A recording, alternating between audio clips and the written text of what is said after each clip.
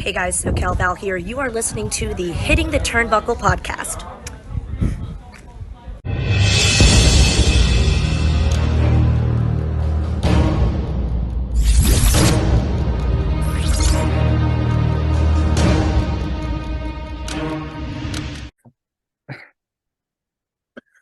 Welcome everybody back to the Hitting the Turnbuckle. Oh no, I must stop. Get ready for another episode of Story Time with Adam C, baby. Boom. Welcome back to the Hitting the Turnbuckle podcast. I am your host, Adam Cousins, and of course it is Dynamite Review Day, which means the AEW guru, the man on holiday, Dynamite Dave. How are you, sir?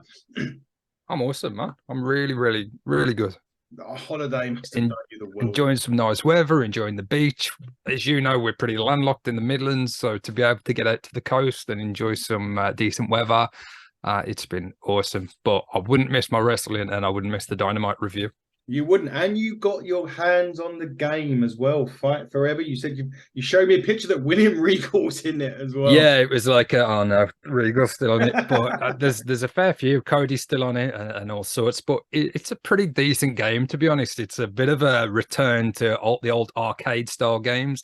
So your WWF No Mercy, your WCW NWO Revenge. I love those games. So I'm not a massive gamer. I don't game a lot at all. You know. Probably out the course of a year, I game probably a couple of weeks in total, 14, 15 days of gaming across the whole year. But I'm going to check out this AEW game a bit more and have a bit more of a binge while I'm off work at the minute. Yeah, I'm gonna have a little dabble later. I'm gonna purchase it. I'm gonna purchase it for my son as well. I said I would when it's out. So you've got an excuse. You can game with your son. Like my daughter's only 4, so she's not there yet. Just get over here and play a bit. Yeah, you can buy him presents that are really for you. Well, come on now. That's the aim of the game, man. You'll be able to do that soon when you have a son. We've got a little boy on the way too, and I'm hoping my daughter will join me at wrestling events in the future soon as well. But I think I've got a better chance with the lad. I know Andy's daughter went. And she loved it. So cool. Who knows? Anyway, let's digress from that and talk about AEW. So, for those of you that don't know, obviously the Forbidden Door happened on Sunday, and a little bit of news coming out of it, which has been unfortunate news, was the American Dragon Bryan Danielson sustained a very broken forearm. If you've not seen the X-rays on social media, have a look. Initially, they were saying a 6 to 8 week time frame, which would have brought him back from All In. I find that very, very unlikely now that he will be wrestling at All In. Anyway, it looks as if it's going to be a bit more serious than that. It may take a bit longer. It's a big blow, Dave, isn't it? Right at the point where they're really sort of getting that storyline with the Elite as well, and Kingston coming in. So really bad timing. It is bad timing. I suppose the only good thing is being involved with this multi-man angle with the BCC. They can draft somebody else in, or they can keep Danielson. I mean, he hasn't been wrestling a great deal, but a Danielson match on All In would have been and may still be, epic and exactly what a lot of fans want to go and see. A lot of fans, as much as they love AEW, wrestling fans in general would be more familiar with Daniel Bryan than Bryan Danielson. So he's a big name for AEW. He's a big talent for on the card. I'm hoping that as it's a broken arm and not leg, he may be able to have a cast on and he may be able to be involved in some capacity, even if he's not going to be having the one-on-one dream match that they had at Forbidden Door. No. So bad news, but it could have been worse. It could have been, and we wish him a speedy recovery. Absolutely. Whether he listens to this or not, just have a speedy recovery. The other bit of news before Dynamite was, unfortunately, the match with Britt Baker and Ruby Soho had to be pulled. Britt Baker was unwell, I think probably to do with Adam Cole's fever. Maybe she picked it up. So that match was scrapped from the card, unfortunately, for this week. Probably going to be on next week, I would have thought, though, Dave. Yeah, they've said it will go ahead next week. Obviously, Adam Cole missing the show, so whatever illness he had, he's passed on to Britt. The only positive that came out of it is that Ruby Soho got more of a squash match tonight that we'll talk about.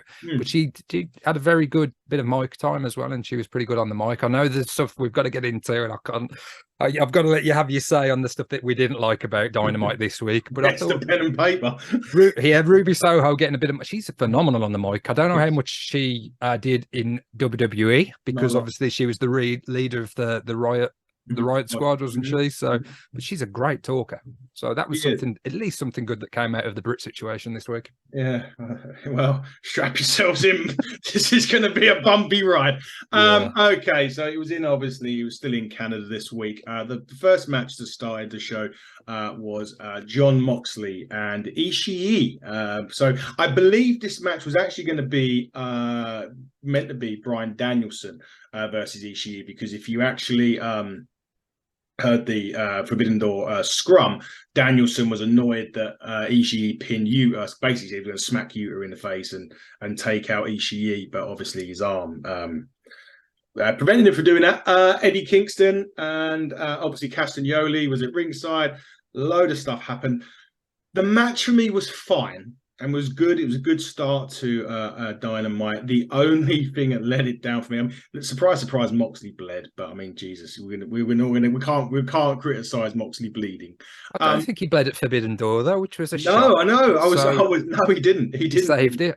I know he saved it. The only bit I didn't, well, not say I didn't like. The only kind of mistake that happened in the match was they were both going for a double clothesline and looked like they was going trialing for Strictly Come Dancing with the waltz. They both sort of hit each other and just collapsed down to the floor. That match was a solid opening, Dave, to Dynamite. Kingston and Castagnoli getting into it. We'll get into a bit more. There's a bit more that happened after, but initially, Dave, quite a strong opening match. Yeah, I'm a big fan of Ishii. I just love the way he presents himself, his physicality. He's quite a short guy, but he's just an absolute brisk S-house. But this was a good way to start Dynamite off for me.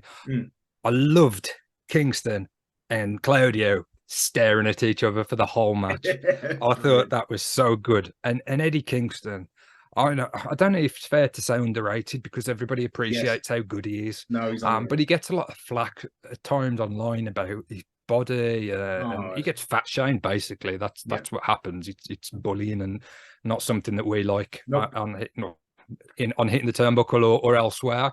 But as a talent, as a performer, as a wrestler, as a storyteller, as somebody that you just want to get behind and support and you want to see more of on your television, Eddie Kingston ticks all of the boxes. And I'm glad he's back from his injury. He had a hernia and he had an operation to overcome that. I'm really looking forward to see Eddie the rest of the summer and going on to that big match again against Claudio, you know, once we get there. Definitely. And obviously, as they were heading up the ramp, Eddie was checking on Moxley. Like, you don't need the BCC anyway. And then it comes always in character. There's not a moment. If you look at him, you know, camera shot or whatever, walking up the ramp, he's always switched on, and he's switched on to, he's turned up to 11. You know, he's just fantastic. Absolutely brilliant performer. Yep. He's one of a kind. I love Eddie Kingston. He needs a title on him and quick. They cut to the back with Adam Cole and MJF. MJF trying to play buddy up with Adam Cole a little bit with the new shirt, Better Than You, Baby. Yeah. This was just a little bit. Obviously, they are tag partners coming up in the Blind Eliminator tournament, which is going to be quite an interesting tournament. But just quite a funny segment, Dave. And you know where MJF's going with this. You know it's obviously going to end up with him blocking Adam Cole at one point, but really fun part, really good little promo. It is. I'm not 100% sure, and this is me trying to decide and take it in, whether I think the world title should be in this type of I don't know, surround this setting. It doesn't feel very main event. It seems it's good, it's entertaining, it's enjoyable, but is that fitting with a world champion? You could argue with the way MJF is as a character and his heel run that it absolutely works. I'm not so sure, but what I do like about it is MJF obviously trying to strengthen this tag team, even though Adam Cole know that it's a ruse and you know it's not genuine whatsoever. Just so MJF can get out of defending his title, you know, that he can jump in this tag team and he can kind of protect him from having to defend his world championship. But this was good. It was entertaining. It's laid some seeds for what we're going to see over the next month. You mentioned that the MJF sort of, the title reign has been a bit disappointing. But is this also because there's some really good storytelling that's been done over the with the Elite and the BCC and all that. That's kind of taken over the main event picture and the world title picture a little bit, because it doesn't seem as relevant at the minute because we've got that stuff going on elsewhere with the BCC and the Elite. It is, and like we talk to a lot of wrestlers and ex-wrestlers, and your main show should be planned around the world title. That's what we come to expect. So maybe that's just an outdated way of thinking now. Maybe. But it certainly feels to me that the BCC and the Elite stuff is the storyline. And you could even go back to Forbidden Door and say the BCC stuff, and then you've got Kenny and Will Ospreay. You've got Danielson and Okada. All of them seemed like bigger angles and bigger matches than the AEW world title and the New Japan world title. So maybe we've got to start thinking a little bit differently as fans, because it's not just AEW that are doing it. I'm not sure when I compare it to WWE, and it's difficult not to, because we love all wrestling and they're all different and we like them for different reasons.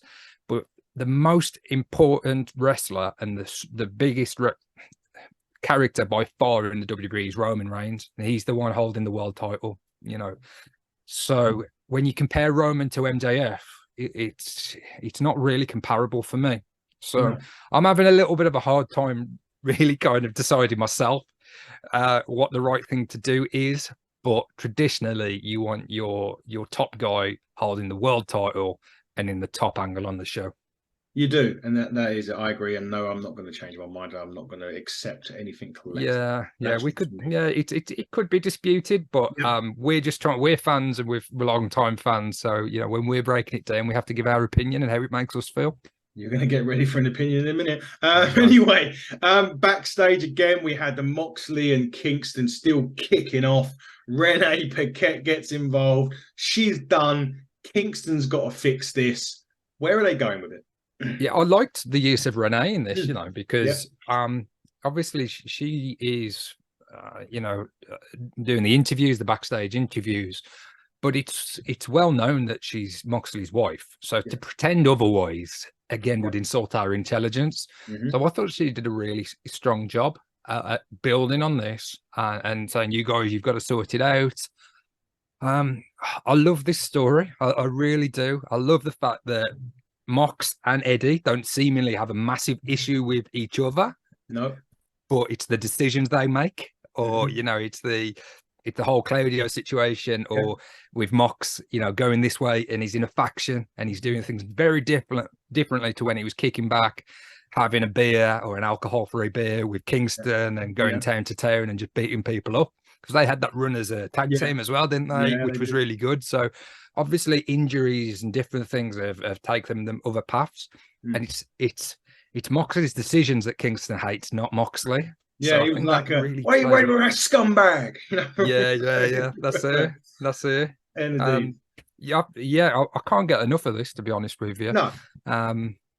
So we'll see if Renee plays into it anymore, but definitely good use of her in this segment. Yeah, definitely so. I'm thinking blind eliminator. Kingston's either going to be paired with Castagnoli or Moxley. That's where I'm thinking it's going. Yeah, they've got to be careful, haven't they? Because they've already paired MJF with Adam Cole, so they have got to keep it realistic to a degree. Not all the partnerships, but they've done Swerve and Keith Lee, and it does make for some compelling and interesting television and some interesting matches. So we'll see how that goes.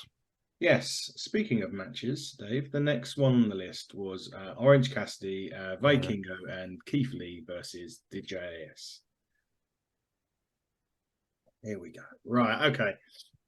So the build around this match was, you're laughing, I haven't even said anything yet, was the Orange didn't have any mates with him. His best friends were, I think, in France or something like that. So they choose two randoms, which is fair. But Jesus, Dave, what was going on in this match? I mean, you had Daniel Garcia was dancing on Keith Lee. It was a complete and utter clusterfuck of a match. That's some fun spots. Don't get me wrong. I'm not saying it didn't have any fun spots. I don't know. Take it away because I can't. So obviously it was a thrown together match, and it felt very much like a thrown together match. It kind of keeps in with Cassidy's character. Yeah. You know, that there was Keith Lee just standing there and he said, "You'll do." And then Keith Lee moves and he was hiding behind him. Vikingo, who was sitting on the bench. Did I like it? Again, bits of it was entertaining. I do like Garcia and what he does with his little dance, but I think he's over-egging it a bit now. So there was obviously the botch spots in this, and commentary did a really good job of saying, look, well, they're not regularly teaming together, so these are the kind of issues that you can have when you're not used to having these, connections with your partners. I don't know. We've had this split in the roster, not officially, and there's guys that we're going to be seeing on Collision that we didn't see on Dynamite, and vice versa. I think we could have done better than this, to be totally honest with you. Love Vikingo. I love Cassidy. I'm not totally sold on Keith Lee, and I might be in the minority here. Nope. Since he's come over from the WWE, I don't get it. There's some bits that are really impressive, but I think once you've seen him do them, it leaves a lot. There's a lot left to the imagination. I'm not sure whether that's an opinion that would be shared by AEW fans or even yourself. I just don't think he's a good fit for AEW. I completely agree. I can understand why Keith Lee left WWE. They wanted to make him wanted Adam Cole to be his manager and all that sort of jazz and that bits and pieces. When he first came in, I thought, when he first arrived in AEW, I thought, this could be very interesting. Maybe he's going to get what he should have got in WWE. And it just hasn't happened. And you're right. I don't think name me one big man that does well in AEW at the minute. Yeah, it's not really something that they excel with, is it? And they've got Brian talent. Page, Wardlow, Hobbs, Lance Archer. They all get booked like crap. Maybe it's because it's AEW. I don't think is the land of the giants, and there's nothing wrong with that. Don't get me wrong. I'm not criticizing the fact that they're not being, but if it is going to be that type of the Kenny Omega sort of size and build, fine. But then you're going to need to move them on and let them go to. And I think the problem is there is money in the big guys if you utilize them correctly. Yeah. But I don't think maybe they will in the future, but it's just. I don't know. All of them, I've just got no interest. Even Luchasaurus, I've just got no interest in nothing because they're not. There was a bit of a run when Luchasaurus was getting himself over, but then again, he was doing more the moonsault type moves and stuff. It wasn't really the big man stuff. No, exactly. So I wouldn't necessarily say Keith Lee's doing anything wrong as such, but maybe there is an element of responsibility. But I don't think he fits in AEW at all. I mean, he's gone back now with the dark hair because he's gone through an image change and he got like the white grey hair and the white cloak. He seems to have dropped that. We had a tag team with Dustin, who everybody seemed to have a tag team with Dustin. I love Vikingo. Didn't love him in this match. I love Orange, and again, I didn't really. I saw what they were going for, in terms of that's exactly what Orange Cassidy would do. Just you'll do, and let's go out and do it. I can't really defend this too vociferously because I myself didn't enjoy it a great deal. So for you as more of a WWE guy, you love AEW, but you love WWE, and that's if you were coming on and watching this one match as a WWE fan, looking what's this AEW all about, I don't think you'd be turning back on again. So no, that's true. But we got saved because the next match come along, and the next match was the Hung Bucks against the Dark Order. Now there was a little bit of dissension because obviously Adam Page, friends with the Dark Order and the Elite. They played on that a little bit. This was a great trio. I love this match. I thought it was really good. My only criticism of this is that what's the storyline? We kind of saw the storyline. Adam Page was, bit on the fans of the Dark Order and the Elite. But apart from, the match was great. I just didn't understand the booking. But I can forget the booking because the match was really good. Yeah, I think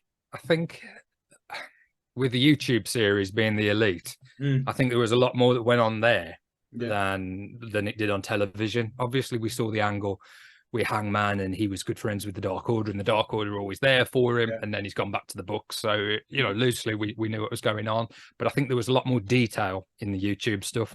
Now, I don't understand why they can't put excerpts of the YouTube stuff in with the show, because it's the Young Bucks show and they're EVPs.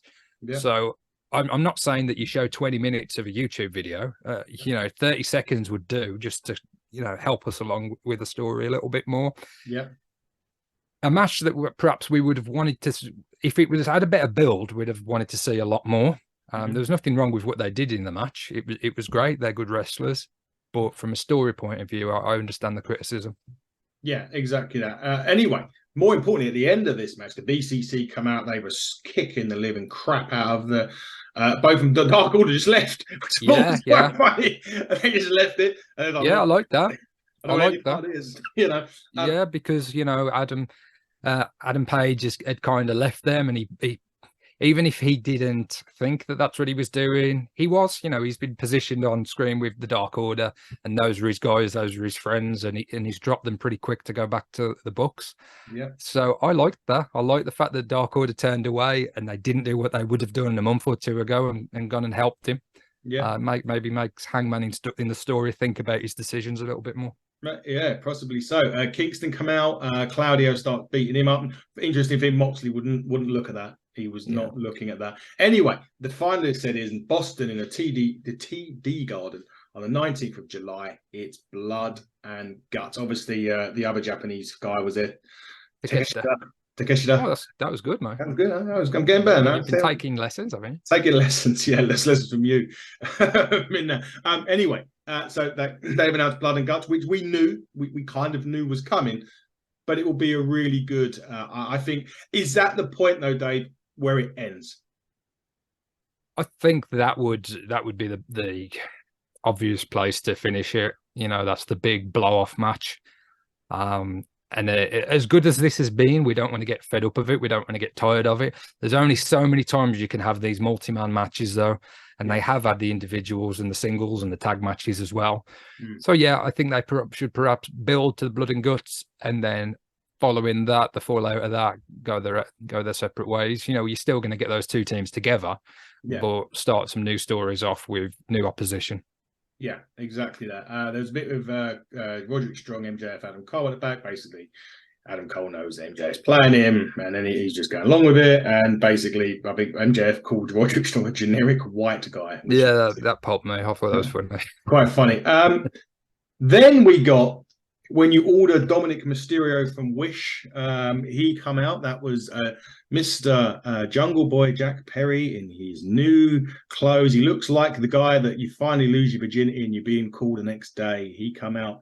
Cut his promo. I loved it. I did like this. I take the piss out of Jack Perry, but I like it. He was like, I'm still getting fat checks and I'm still banging the hottest chick in the building. I loved all that. I thought this heel turn could actually make him. So I did like his promo for a change. We've been very critical of his promos.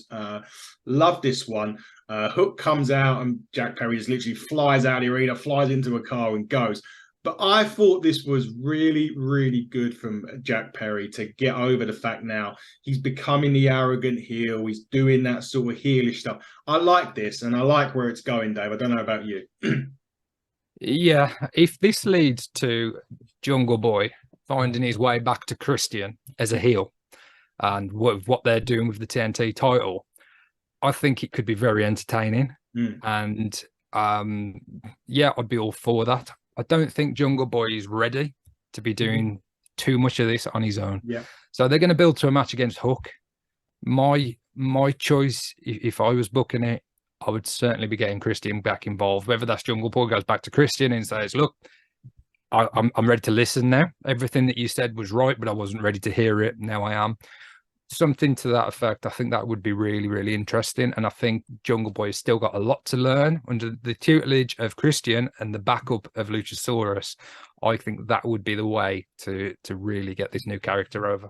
Could it be that Anna Jay leaves JAS because she's not done nothing there, and then just basically does what Sammy and Tay Mello are doing? Because it looks like Sammy's maybe starting to turn the face now. So is it time to sort of insert that heelish couple that everybody hates again? Yeah, I'm not really sure what's going on with Sammy, man. He was getting a little bit of momentum as a face, and then at times the stuff with Jericho has kind of gone a bit limp. And yeah, I'm not sure. Maybe that's something that they do, but as I say, I would prefer them to reuniting with Christian and be the dastardly heels, because some of the stuff that Jack said was very Christian-esque. Yeah. You know, perhaps a little bit too far for some people, but Christian always seems to find a way of going just over the line, but not too far. Yeah. And yeah, I think those as a pairing or as a trio, you know, not necessarily being trios matches, but to be a little faction again in this new role would make for some good television. Certainly would. So we mentioned at the start of the show that Britt Baker was unable to compete. So Ruby Soho had probably one of the quickest matches in AEW history. Literally finished Alexia Nicole off with the lockjaw. Then she gets on the mic and she hopes that Britt and Cole can never have kids because there'll be a bunch of weak little bastards. Ruby has picked off Britt's army of skanks one by one, and next week Britt will leave with nothing. Jesus Christ, when did Ruby Soho find her boy? Has she been taking lessons from Eddie Kingston? Because you never saw this from Ruby Soho in WWE. She hardly ever spoke. This, for me, is like brilliant from Ruby Soho on the microphone. Sod the match, don't care. They could have just let her come out and cut this promo. Yeah, terrific. Like we said at the start of the pod, this was so good, and it was a good thing to come out of a bad situation in terms of not being able to have the match against Britt. Her and Tony Storm have really picked it up for me in the last few months. They both came over from the WWE. They had kind of good introductions to the company. Tony obviously got the interim title run, and now she's got the full women's title. I think they're both bringing each other. They're working together. They're making each other better. You know, and Saraya in the mix as well, that we're still yet to see the best from in AEW. I'm sure we will. I hope we will. Yeah, I think Ruby Soho has done herself no harm here, even in terms of perhaps winning the tournament this year. Yeah, it was really impressive, and I hope she gets more time now. She's earned it for me. She certainly has. Oh boy, main event time. Oh my Jesus Christ, I've got to talk about this shit. Right, okay. Sting and Darby, Chris and Sammy was the main event on Dynamite. It was a Texas Tornado match. It was a complete and utter fucking waste of time. Basically, the ending, I'm just going to get near enough to the end because I can't talk about this. They position a ladder, Dave, very far away from where I think Sammy was on the table. It was Sammy, wasn't it? Yeah. And ultimately, you think Darby Allin's going to get up there and do a coffin drop. That would be the sensible thing to do, wouldn't it? Darby Allin's teammate is 64 years old, and he's been through the ringer. So you wouldn't expect him to climb the ladder and try and jump through two tables, would you? But fuck me, yes, he did. Up went Sting, down went Sting, and he missed. Pretty much near enough. Well, the spot was botched to beyond belief. He smashed his face onto one table, went through the other one, lost a tooth. Dave, make this fucking shit stop. Yeah, well, this isn't actually the worst part of this segment for me, and yeah, I'm the positive one. You'll have the rants now from time to time, but I think I'm going to have a rant today.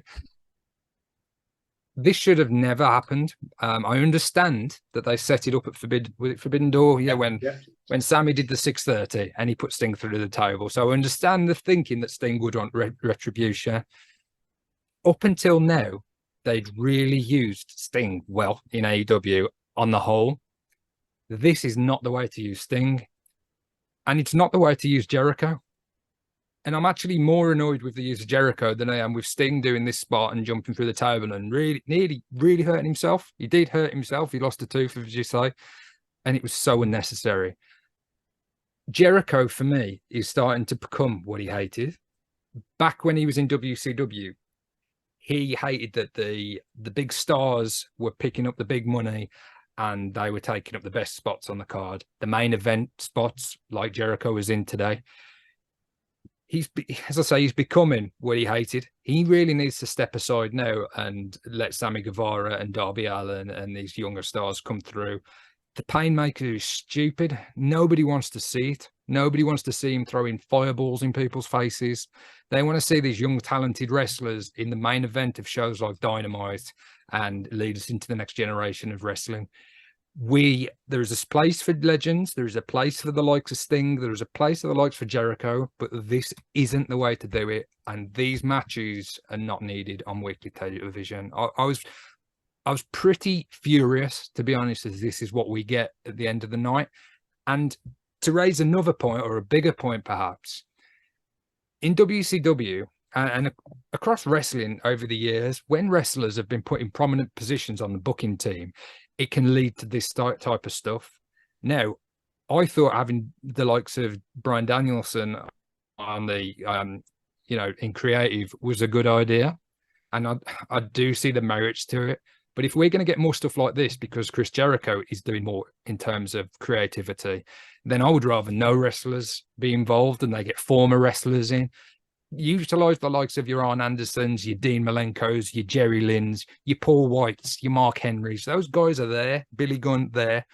So if we're going to get more of this because wrestlers are on creative, then I'm not a fan of it at all, whatsoever, in any way, shape, or form. Ad, I'll pass to you. Yeah, well, I mean, I agree with that. I mean, Jesus Christ, the worrying thing about it is that we're probably going to get Jericho and Sting at Wembley. Don't want it. We don't want it.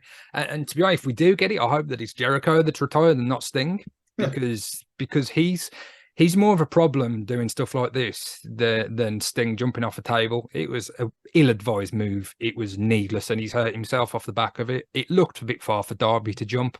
Yeah. But, anybody that thinks that wrestling fans want to be seeing that in 2023 are just totally off the mark. It's just not. It's not a good look for AEW. It's not. It tarnishes the careers to some respects of the likes of Jericho and Sting doing this type of stuff. So, yeah, I wasn't. Yeah, as you can probably tell, I'm not too happy about it. I am a AEW super fan. Love it. And I didn't think this show was as bad as what some people think the show was, but this main event was god awful. Yeah, and listen, the Collision card looks a lot better. Samoa Joe, Roderick Strong for one is another take my money, man. I think they got Starks and Dukes, I think, as well. Yeah, and I'm hoping that rivalry with Collision and Dynamite will get the best out of them. So I'm hoping the guys now that are going to go out and feature on Collision are thinking, right, let's take this ball and let's run with it, because now we've got an opportunity to show what we can do. Exactly that, and I hope you agree. Look, listen, you always get these shows, no matter what. WWE's puts on some absolute stinkers sometimes as well. So we're not.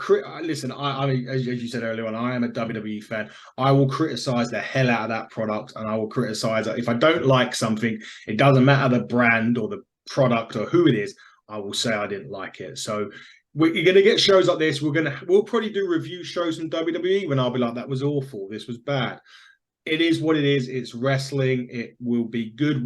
Next week, Dynamite could absolutely blow us out of the water. So yeah, we've had a few good shows lately, and there's been a lot going on. There was Forbidden Door, so maybe not as much thought to be given to this, and this was something that came about last minute. And in hindsight, maybe they wouldn't have done it. But yeah, there's so much talent there. There's no excuse for stuff like this. There's no need for a 64-year-old to be jumping off a table and nearly, smashing his face up. And there's no need for Jericho to be coming out with baseball bats and having a sword fight with baseball bats. It's just stupid. I know it's wrestling, but yeah, I would have rather than just book Vikingo against Sammy Guevara in the main event. Done, and that solves two of the problems on the night's show. Yeah, it does indeed. But hey ho, look, there's always, as they always say, there's always next week, or there's always we'll be watching regardless. We'll be watching anyway. It doesn't make no difference. But this has been the AEW review on the Hitting the Turnbuckle podcast. He has been Dynamite Dave Robinson. I have been Adam C. Baby. We'll lower the boom until next week. Until next week's review show. We'll be back before then. But until then, buckle down, stay safe, and good night to you all.